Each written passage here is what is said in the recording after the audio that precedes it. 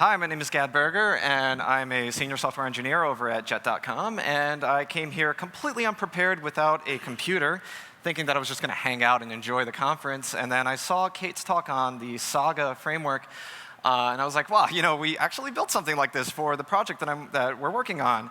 And it's basically a distributed, event-sourced, task-based workflow engine. And that is a lot of words that I'm not going to get into today, but I will talk about the very little details about how we built a framework that's very much like a Saga, if we go back to yesterday's talk with Kate, which was amazing, Katie. I'm sorry. So we do it for both users, which we call agents, and microservices interacting together. And yes, I did write all of these slides last night at 11 o'clock in the hotel lobby and took a picture with my iPad.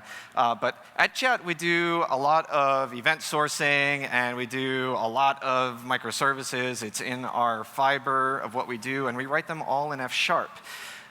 If you're interested in understanding event sourcing a little bit better, if you haven't done it, if you don't know about it, there's a blog post on the Jet blog, tech.jet.com, called Event Sourcing is Awesome. I really, really highly suggest that you check it out. So, pictures that we saw just yesterday and today were these big, huge vortexes of microservices with lots of things going on.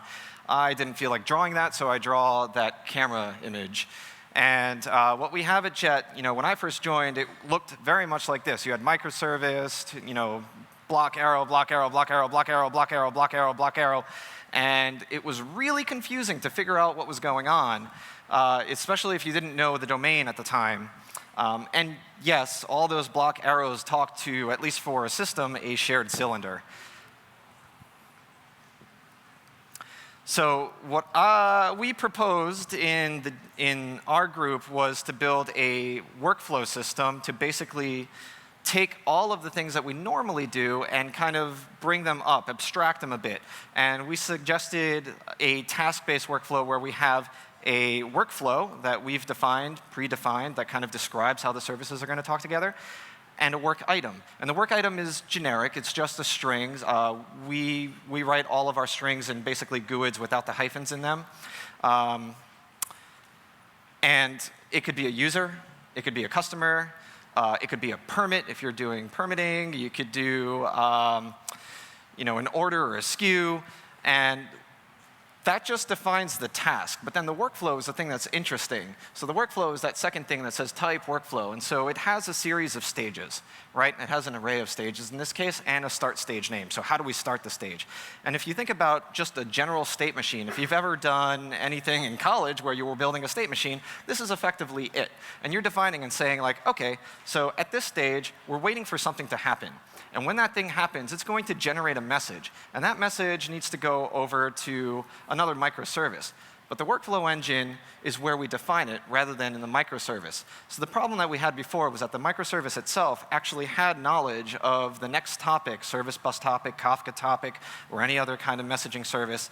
And you don't really have that pure single responsibility principle because you now are coupling services across each other. You might have 3 different services that are listening for the outputs, but you have told one service, this is where I go to write them. So we have developed this thing that actually says, if you have a stage and you have an output message, that's the stage that you go out to. And we have a DSL for it, and this is effectively the DSL with a little bit less detail. Right.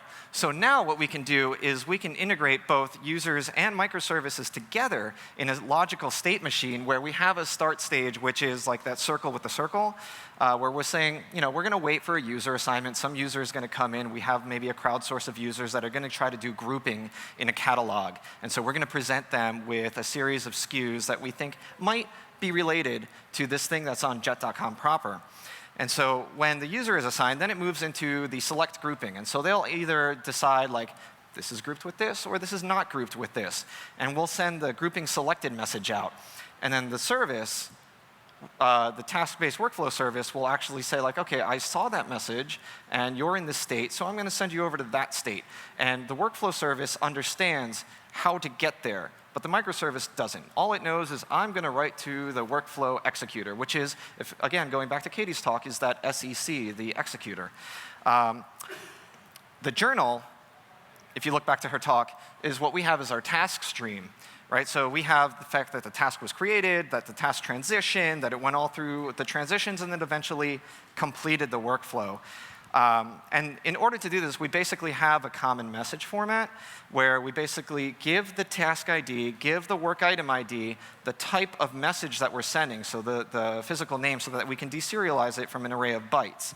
And as you can see here, we have like an API talking that's disconnected from the it's not going to receive any messages from the stage router, but it will send messages to the stage router or microservices that go through, or we could be listening to somebody else's Kafka topics and then sending them back down into the stage router. And so basically what you get is you can take this hurling vortex and express it more as a state machine. So thank you.